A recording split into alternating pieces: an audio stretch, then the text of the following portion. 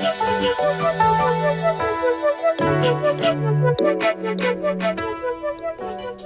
about today, baby. Where we going to get something to eat? Boy, your face is sweating. I just got finished cutting the grass. Uh-huh. I bet. You did a good job cutting the grass. It's hard work out here. It is in these streets. How y'all doing? I'm Tia. And I'm David. And we are Tia and Dave. Dave and Tia. David and Tia. Just coming back again with another video and talking about newlyweds today. All you newlyweds out there, hey, how y'all doing? We're trying to give y'all 3 ways to maintain the newlywed phase, which is about years 2 through 5. Some say 2, some say 5, but the first 5 years, newlywed phase. First 5? Yeah. Okay. First 5 years. Because the first 1 or 2 could be beautiful or they could be hell. But, yeah. Yeah, for sure. We're coming at it with some experience because we've been married for a very long time. To some, it might not be long, but to others, it is lengthy. It's way past what the average American couple gets through. A whopping what? Coming up on 15. Yep, 15 years. Yeah. And, April. We done been through cancer, 3 children, Yep. job losses, Yep. new jobs, Yep. moving into homes, some everything. A wave of things, okay? And let me tell you, we definitely know the keys to staying married this long, so we're going to give you 3 things. The very first thing that you need to maintain in the relationship is communication. And I know that you've probably heard that many a time, but communication can look different ways, but all in all, it's pretty much based on your marriage with your spouse and how you guys dialogue with one another. There should be absolutely no secrets about finances, no secrets about the moves that you're getting ready to make, no secrets about anything. You need to communicate with your spouse because y'all are on the same team. It's not my team, it's not his team, this is our team. And in order for you to work, you got to work together. Communication is most definitely key. You have to communicate. Communicate your feelings. Communicate your emotions and do it in a respectable manner, okay? One person shouldn't be overpowering the other when you're communicating. And you know, sometimes you'll argue, but you got to be respectful towards one another. Other than that, because if you don't, then it's just arguments left and right, right? Yeah, just to double down on what Tia just said, communicate. Ladies, men cannot read your minds. Definitely can't. Men, it's not emotional to speak how you feel. It's honest. And I'm pretty sure your wife, your significant other, will appreciate that if you can tell her exactly how you feel and clear the air. Because assumptions, my grandma had a saying. I don't know if I'm going to say it though, but assumptions make an ASS out of you and me. And me. So no assumptions between each other. Clear the air. It's better to go ahead and air it out than to let it dwell and sit and fester and become something that is most of the time not even that serious about. Yes, and that's wonderful because as you're airing it out, leave it out. Do not hold grudges. Do not hold a grudge. Do not talk about the issue and then bring the thing up, ladies. 5 years later, 5 months later, and you be like, remember when such and such, remember when this and that. I'm guilty of it. And that's how I know to not do those things anymore, because once you've aired it out, once you talk, you made a face. Once you, they gonna tell on you. Please tell me, because I missed it.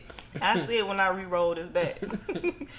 But please make sure that when you air it out, you don't talk about it. Don't talk about it again. Just let the thing go. Move on. It's a new day. Like the Lord says, new grace, new mercy, new every morning. Fresh start. Oh, I'm sorry. Go ahead. No, go ahead. You have something else? Yeah, I was just going to say that the Bible talks about not letting the sun go down on your wrath, okay? Don't go to sleep angry. Ooh, don't go to bed angry on that thing. Whatever it is, talk that thing out before y'all go to sleep, okay? Because you do not want to, it'll fester day after day. Then you're going to harbor resentment, then bitterness, and then over time, want a divorce over some dumb junk. Yep. Number 2, set your boundaries, set your rules early in your marriage. It's certain stuff. It's gonna change.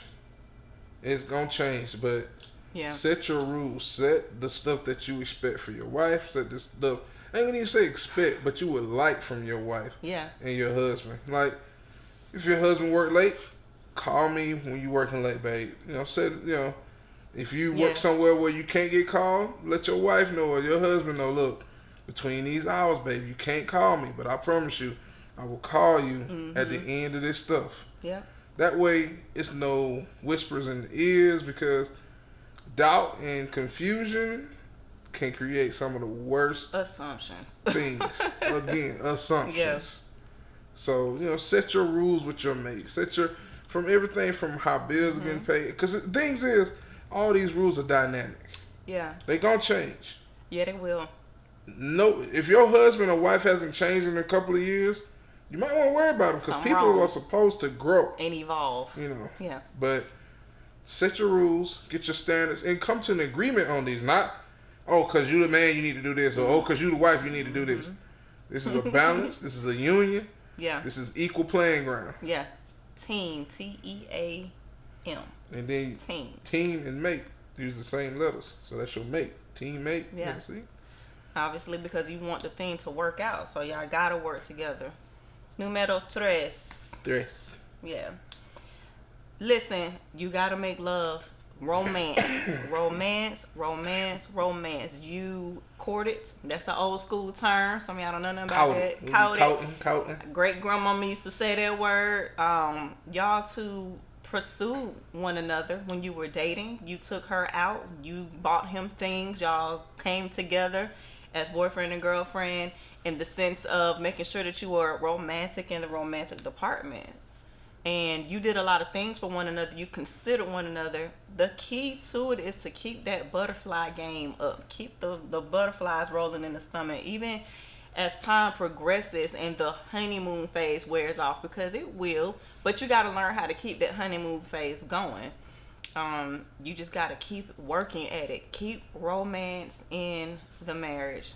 Do not stop dating your spouse. Do not stop dating them. Because if you do, it'll grow stale, it'll get old, it'll get boring, your eyes start wandering, just different things. Start looking at the other grass thinking if it's greener.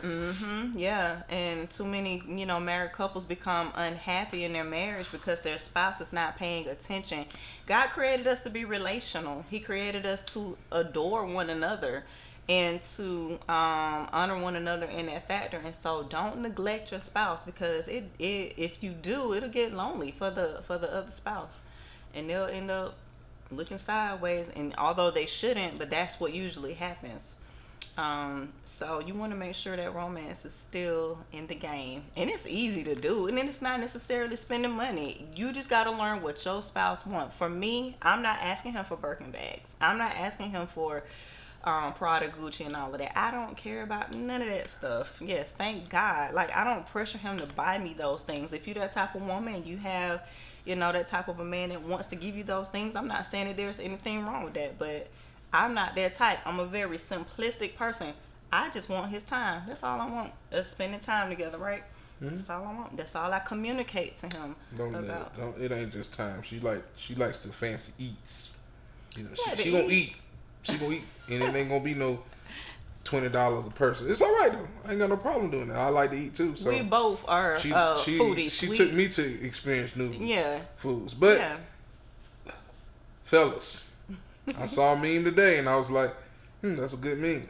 The meme said, "The happier she is, the freakier she is." And it's true. I don't know what your freaky is. But you find your happy, and I'm pretty sure you'll find your freaky. Yeah. And ladies, men are very simple. Some men like to be courted. Some men do, Yeah.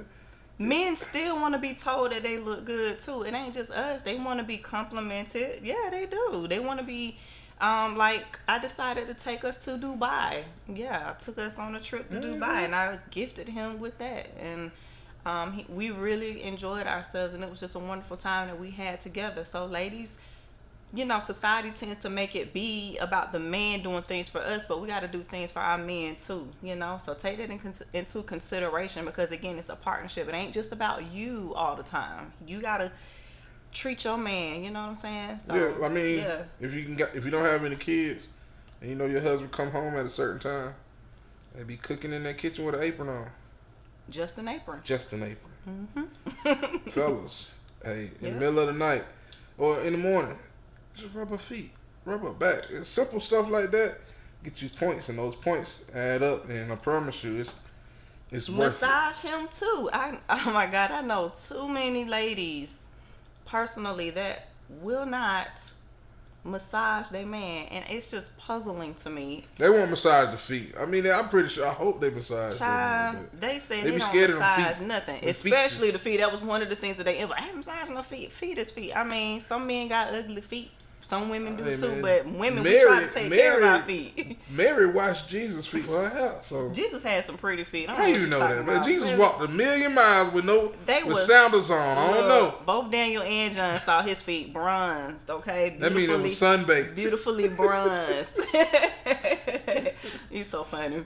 Yeah. So just take care of your man, however that looks for you. Get out of the mindset. Don't go into your newlywed marriage going in talking about what you ain't gonna do, because now you're already being selfish. Marriage is about servitude. You serve your spouse and you do it happily because he is a gift from God. She is a gift that God has given you. You're a gift and you take care of that. You nurture that. Yep. And if you don't believe that, ask your friends who not married how dating life really is. Child. Oh, I heard. I hear stories. I'm glad it ain't me. Glad it ain't me. And we're going to wrap this up? Yeah, for sure. Wrapping it on up. We need y'all to like, subscribe, and follow us on Instagram. Yes, at DAVEANDTIA at Dave and Tia. All right.